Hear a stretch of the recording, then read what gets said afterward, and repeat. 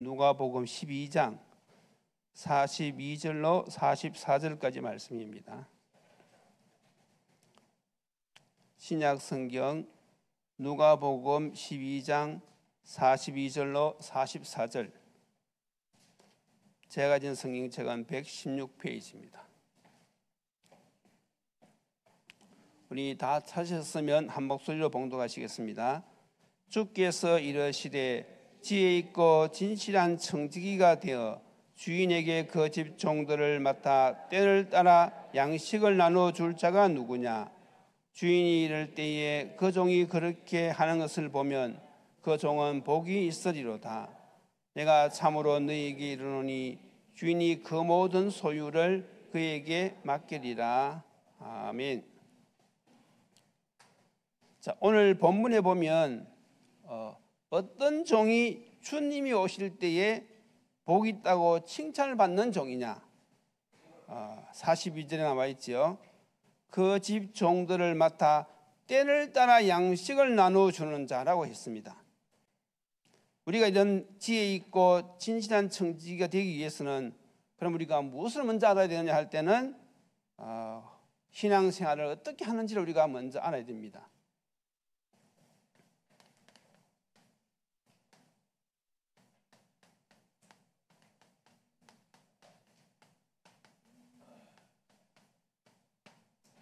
신앙생활을 어떻게 하는지를 알아야지 우리가 나도 그렇게 인도받을 수 있고 다른 사람도 그렇게 도와줄 수가 있는 것이지요. 여러분들이 잘 아시지만은 다시 한 번 더 우리가 확인을 해야 되겠습니다. 그래서 우리는 신앙생활을 어떻게 하는지 잘 알아야만이 주님이 원하시는 것을 우리가 할 수 있어요. 그래서 첫째로 신앙생활은 무엇이냐 하면 하나님의 원래 계획을 알아가는 것입니다. 이게 제일 중요한 것이거든요.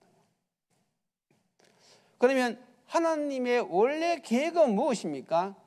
그것은 그리스도를 통한 인류 구원이지요. 이게 하나님의 원래 계획입니다. 그래서 우리의 신앙생활의 모든 초점은 여기에 맞춰져야 되는 것이죠.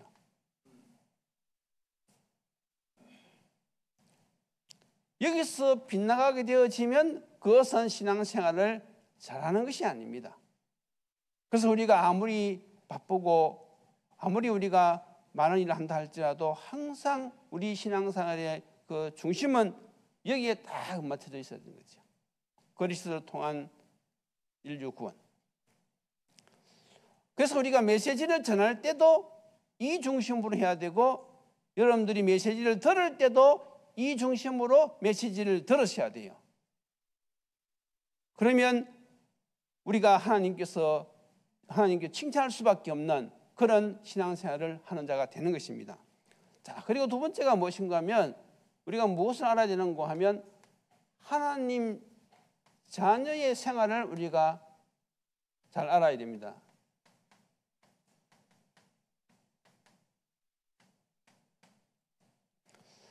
하나님의 자녀는 어떻게 살아가느냐?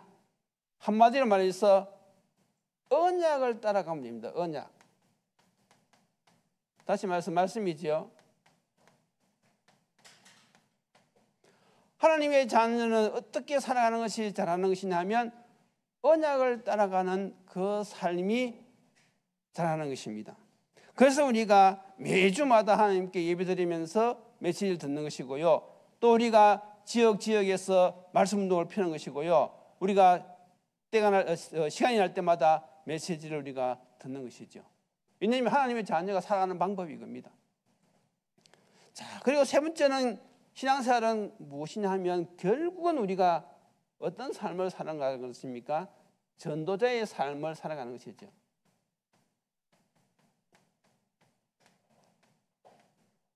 요즘 나오는 메시지로 말할 것 같은 무엇이죠? 망대의 삶.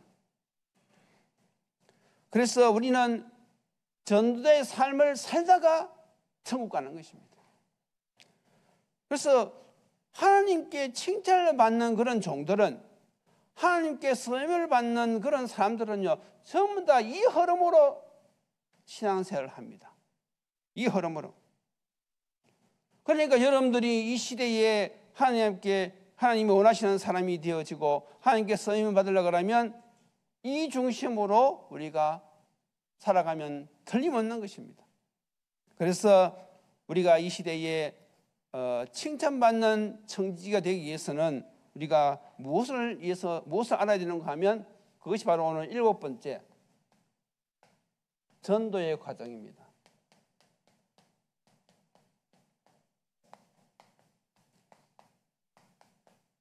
결국 우리가 전도의 삶을 사는 것이 하나님이 가장 기뻐하시는 삶을 사는 것인데, 그러려면 우리가 전도의 과정을 알아야 된단 말이죠.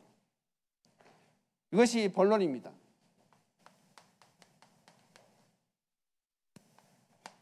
그래서 우리가 사도행전에서 이 전도의 과정, 전도의 흐름을 보면 일단 어떻게 했느냐 하면 어디를 가든지 먼저 현장 분석부터 했어요. 다시 말해서 진단이지요. 이게 첫 번째입니다. 우리가 이 삶을 살아가면서, 우리가 이제 전도자의 삶을 사는데, 이 삶을 살아가면서 어디를 가든지 사람을 만나든지 제일 먼저 해야 되는 것이 무엇인가 하면 현장 분석, 그 사람을 진단해야 된단 말이지요.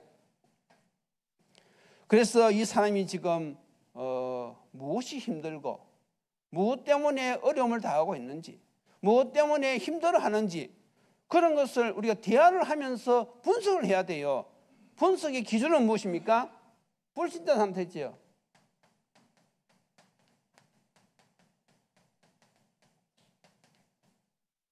더 크게 말하면 12가지 문제거든요. 이 불신자 상태를 가지고 그 사람을 진단한단 말입니다.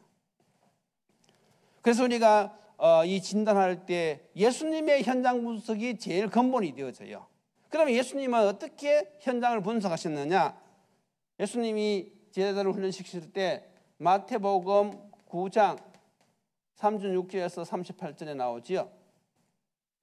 예수님은 제자들 데리고 다니시면서 제자들에게 뭐라고 훈련시키는가 하면, 봐라, 저 현장을 봐라, 저 사람들을 봐라. 지금 사람들이 목자 없는 양과 같이 지금 고생하며 기진에 있다. 그리고 수소할 곳은 많은데 일꾼이 없으니까 수소할 주인에게 일꾼을 보내달라고 기도해라. 그렇게 예수님 지금 제자들에게 부탁하셨고 훈련을 그렇게 시키고 계시는 것입니다. 그래서 우리도 사람들 딱 만났을 때 그 사람들이 어떤 상태에 있는지 잘 분석을 해야 되는 것이죠. 또 예수님이 어떻게 분석했습니까? 마태복음 11장 28절, 수고하고 무거운 짐진 자들아 다 내게 오라. 예수님은 그런 사람들에게 내게로 오라고 주님께서 말씀하셨어요. 그래서 우리가 사람을 살리려고 하면요, 정말로 그 사람의 가장 그 마음에 힘들어하는 부분이 무엇인지를 잘 파악해야 됩니다. 그리고 우리가 렘넌트를 우리가 도와줄 때도 그렇고 말씀 운동할 때도 그렇고 이것은 굉장히 중요한 것입니다. 일단 사람이 마음을 열려야 되니까. 얼마 전에 우리 지혜하고 포럼을 했는데, 지금 지혜가 이제 렘넌트 사역을 하고 있어요. 그 회사가 굉장히 바쁘거든요. 바쁜 나중에도 이제 순서를 다 정했는 것이죠. 무엇이 더 중요한 것인지 그 이미 결정을 딱 내렸어요. 나는 회사에서 쫓겨나더라도 나는 하나님이 기뻐하시는 이걸 중심으로 내가 한다. 다 그렇게 이제 마음을 결단하고 렘넌트 사역을 하는데, 아니 그렇게 막 없는 시간을 내어서 렘넌트 사역을 하는데 얘가 메시지를 잘 안 듣는 거예요. 그러니까 막 화가 막 쫙 나더래요. 그러다가 아니지, 순간적으로 이제 생각을 바꾸면서 얘가 도대체 무엇을 가장 힘들어할까? 그걸 이제 생각을 하게 되었다 이거지. 그런데 이제 이 애의 가정 배경이 어떠냐 하면, 아빠하고 이제 이미 이혼한 상태고 엄마 혼자 이 애를 키우는데, 때로는 이 엄마가 출장 가면 이 두 남매인데 얘 둘이 그냥 집에 있는 거예요. 며칠 동안. 그러니까 얘들은 늘 애로운 것이지요. 그리고 얘들이 집에 오면요, 일단은 막 이 양말에서 얼마나 이 꼬랑 냄새가 나는지 애들은 안 씻고 오니까 막 그러는 것도 있다 하더라고요. 그래서 얘들이 정말로 이런 결손 과정에서 자라면서 마음에 많은 상처가 있겠구나, 굉장히 힘들겠구나.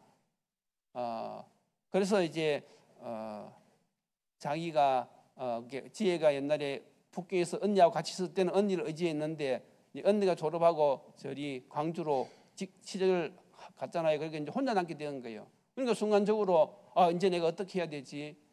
막 이렇게 당황도 되어지고 이렇기도 한데 짐을 정리하다 보니까 메시지 가운데서 임마누엘 하는 메시지가 탁 눈에 들어오더래요. 그래서 그렇지. 언니는 떠나가서도 하나님은 지금 나와 함께 하시지. 그걸 보면서 자기가 굉장히 힘을 많이 얻었다는 거예요. 그걸 가지고 이제 걔하고 포럼을 한 것이지. 내가 사실 나도 선생님도 북경에서 학교 다닐 때 이런 경우가 있었다. 그때 너무 외로웠는데 임마누엘 이 말씀을 딱 듣는 순간 그렇지 하나님은 지금도 나와 함께 하시지 않느냐. 내가 그걸 생각하고 큰 힘을 얻었다 하면서 그 포럼을 하니까 얘가 갑자기 마음이 열렸는지 메시지에도 안 듣던 사람이 선생님 방금 뭐라고 말씀하셨어요? 방금 하신 말씀 다시 한 번 더 얘기해 주실래요? 딱 이렇게 태도가 바뀌더라는 것이죠. 그래서 우리가 말씀 운동을 할 때도요, 상대방이 지금 무엇 때문에 어려워하는지 그걸 잘 보면서 거기에 맞는 메시지를 해줘야 된단 말이죠. 그게 현장 분석입니다. 또 예수님은 마태복음 16장 13절에서 15절에 보면 어떤 내용이 나옵니까? 지금 사람들이 예수님을 따라다니는데 사람 제자들에게 사람들이 나를 누구라고 이렇게 하느냐 물어봤을 때 어떤 사람은 세례 요한, 예레미야, 엘리야, 선지 중에 한 사람 그렇게 대답했잖아요. 다시 말해서 이 사람들은 지금 예수님을 틀리게 알고 있단 말이지요. 지금 예수 믿는다고 하면서도 지금 예수님에 대해서 잘 모르는 사람들이 많이 있어요.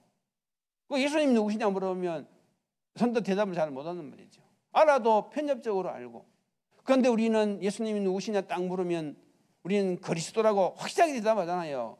그리고 그리스도가 어떤 일을 하셨는지 그것을 안 것은요, 여러분들 정말 이건 하나님의 은혜입니다.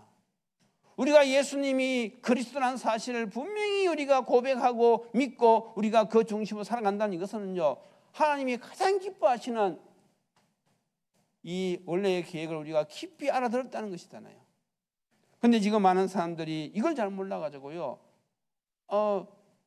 세례 요한처럼 정의를 부르짖고요, 세례 요한은요 결국은 정치에 개입했잖아요. 그러니까 이 중심이 아니란 말이죠. 이 초점에서 벗어났어요. 처음에는 세례 요한이 잘했는데 결국은 저 초점에서 벗어나가지고 정치에 개입함으로 인해 가지고 어떻게 되었습니까? 죽었잖아요. 그거 벗어난 것이거든요. 또 어떤 사람은 엘리야, 능력 행하는 것이지요. 예레미야, 눈물의 선지자, 선지 중에 한 사람 종교. 그래서 우리가 사람 예수 믿는다고 하면서도요, 그리스도 복음을 제대로 알지 못하고 이렇게 생각하는 사람이 많단 말이죠. 그래서 우리가 이런 사람들도 신자의 축복 가지고 분석하면서 이 사람들은 우리가 그것을 누리도록 잘 도와줘야 된단 말이죠. 그래서 우리가 정말로 이 올바른 전도의 과정을 우리가 알고 인도받으려고 하면요, 일단은 먼저 현상을 정확하게 분석해야 됩니다. 자, 그리고 이제 현장을 분석했으니까 그 다음에 당연히 따라 나오는 것이 무엇입니까? 복음 전파죠.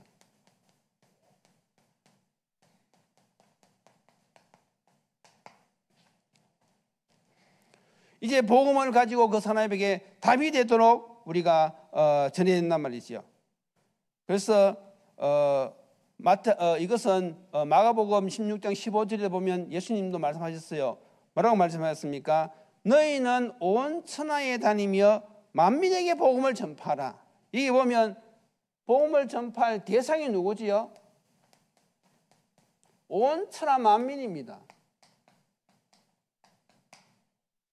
일부분의 사람이 아니라 복음을 전하라고 하신 그 예수님의 말씀은요, 모든 사람이 다 복음을 들어야 될 대상입니다. 그래서 이 땅에 태어난 모든 사람들은 누가 필요하냐 하면 예수님이 필요해요. 왜냐하면 예수님 믿어야 될 근본적인 문제, 이 원죄를 가지고 있단 말이죠.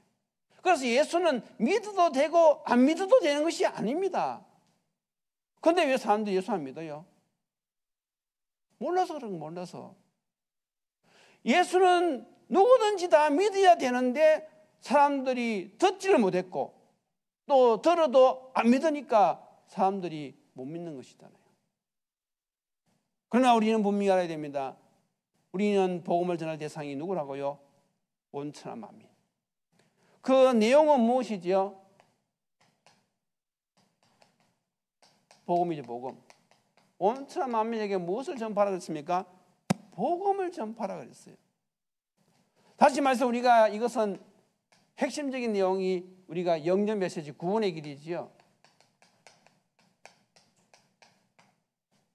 그래서 신자는요, 적어도 이 구원의 길, 영접 메시지, 이건요, 확실하게 정리해서 누리고 있어야 돼요. 그래서 우리가 이 복음을 전할 때는요, 간단 명료하게, 잔소리 많이 하면 안 좋아요. 우리가 성령을 의지하면서 이 사람이 듣겠다 그러면 이 사람이 오늘 이 시간표에 구원받기로 같은 그런 시간표 된 사람이라 딱 했을 때는요, 이 원색적인 복음을요, 간단 명료하게 성령에 의지해서요 탁 선포하는 것입니다. 그때 누가 역사하신다고요? 성령이 역사하시는 것이죠. 그렇게 막 길게 하고 뭐 복잡하게 하고 뭐 그러면 안 돼요. 그리고 이 사람을 이제 영접시킬 때는 어떻게 해야 되지요? 5가지 성령 구절.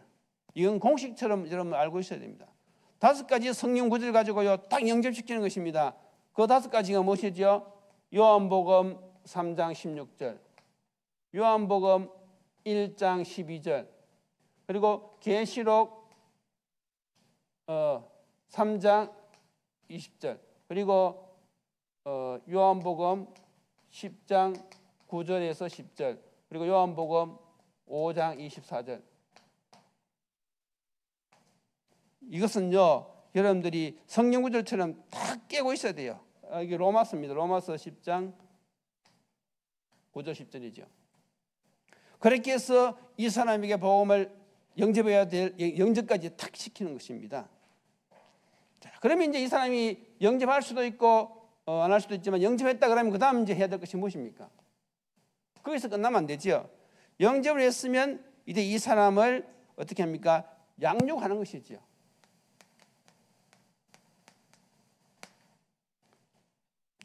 영접시키고 그냥 가만히 두면 안 되는 것입니다. 양육에 들어가는 것이에요.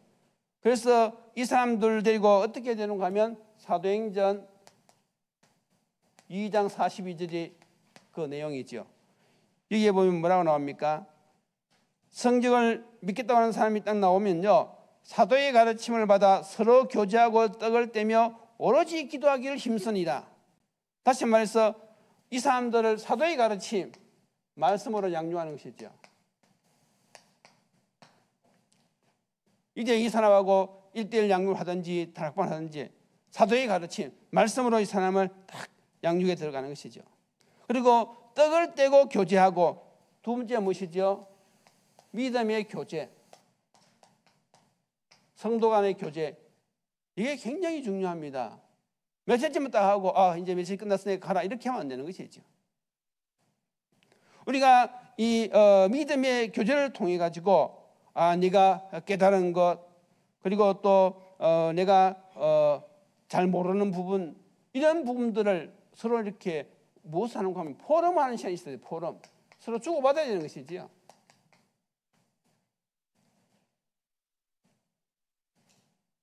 그래야만 우리가 이 포럼을 해야만이 저 사람이 무엇이 답답한지, 또 내가 어떻게 도와줘야 될지, 이런 부분들이 거기서 다 나온단 말이지요. 이렇게 해야지 또 신앙생활이 성장해요. 그리고 사도신경에도 보면 성도와 서로 교통하는 것이 나오잖아요. 그래서 예배만 쏙 드리고 삭깔 있는 사람들은요, 그거는 아예 잘 모르는 사람들이죠. 그냥 교회만 왔다 가면 되는 것이 아닙니다.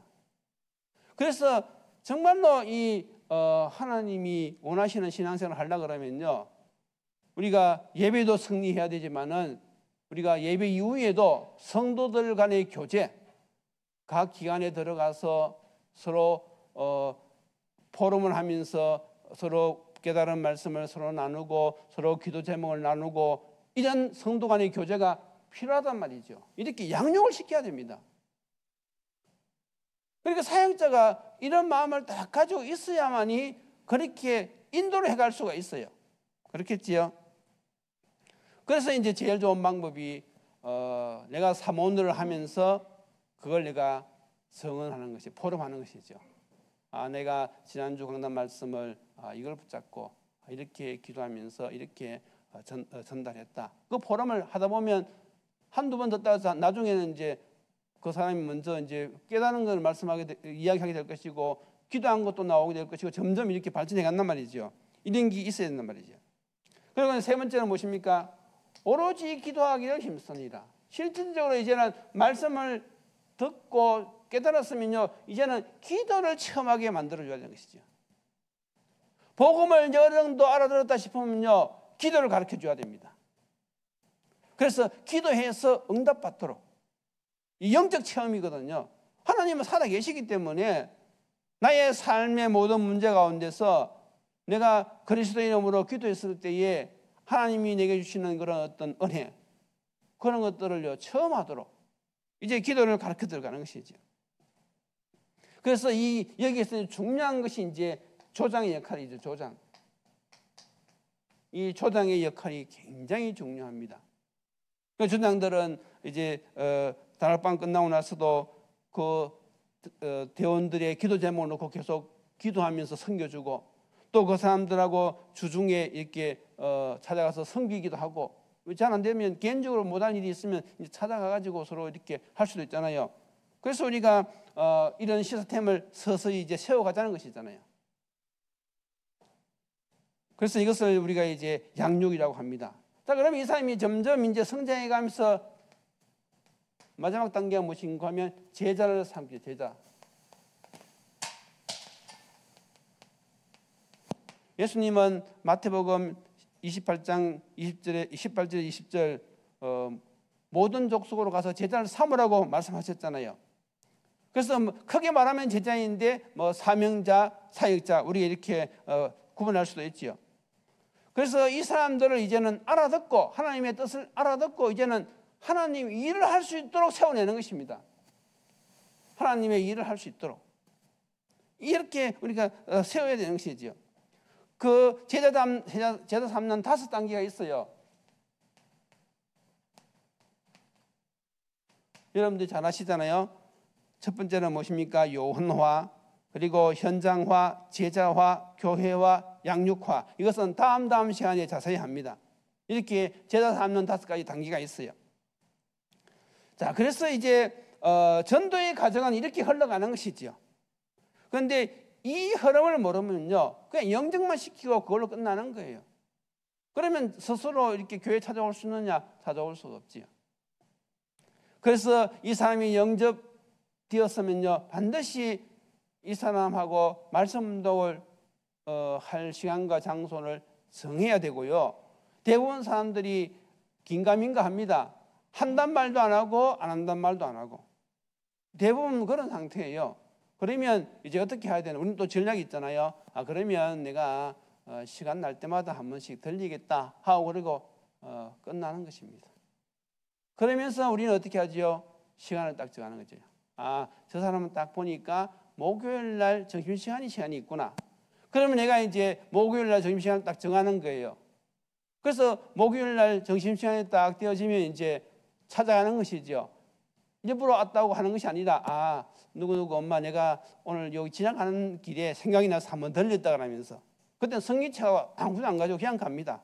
가지고 그냥 대화를 나누면서 대화 중에서 강단 메시지가 잠깐 나오는 것이죠. 그럼 내가 은혜 받았던 걸 설명하고 그러면서 이제 매주 가면 또 눈치채니까 때로는 한 주 건너뛰고 또 가는 거예요. 가가지고 또 내가 또 뭐 일이 생각이 나서 한번 들리다 하면서 그렇게 해서 이제 계속 대화 중에서 그 사람이 무엇이 어려운지 내가 지금 기도하고 있는데 이렇게 기도하고 이렇게 기도해주고 오고 하는 거예요. 그렇게 하다 이 사람이 어느 정도 이제 마음은 열리고 은혜가 되어지면 그러면 우리가 이제 시간을 정해서 한번 공부하는 것이 어떻겠냐 이렇게 해가지고 이제 다락방이 시작되어지는 겁니다.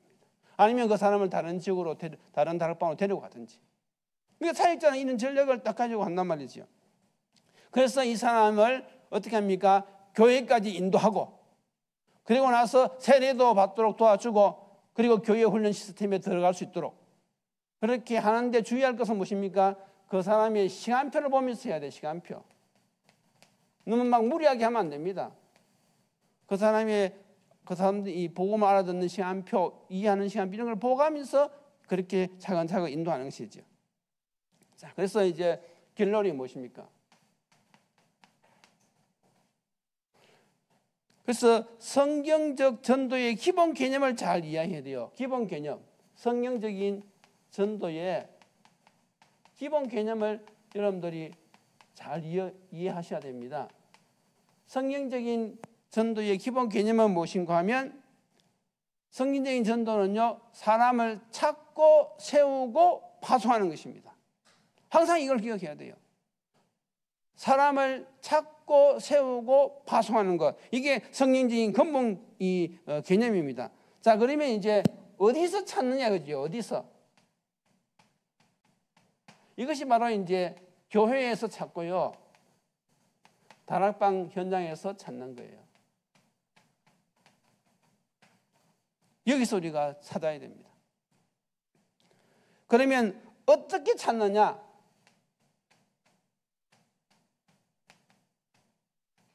그게 바로 사모늘 포럼입니다. 내가 전도의 삶을 살면서 사모늘 포럼을 딱 해보면요, 반응이 와요. 어떤 사람은 전혀 관심이 없는 사람도 있고, 근데 어떤 사람은 반응이 온단 말이죠. 그러면 반응이 오는 사람을 따로 모으는 거예요. 사모늘 포럼을 하는 것입니다. 그러면 어떻게 세우느냐?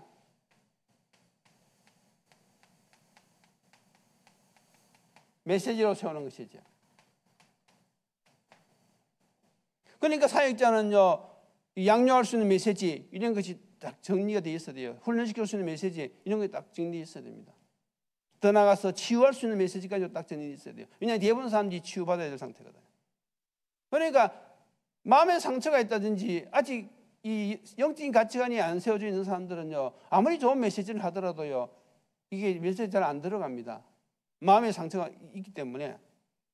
그래서 그런 상태를 딱 보면서 이 사람의 그런 상태를 치유해가면서 메시지를 던져야 된단 말이죠. 그래야 이거 사람에게 먹히도 가는 것이죠. 그러니까 치유 메시지도 딱 정리되어 있어야 됩니다. 자, 그리고 이제 결국은 어디로 파송하느냐?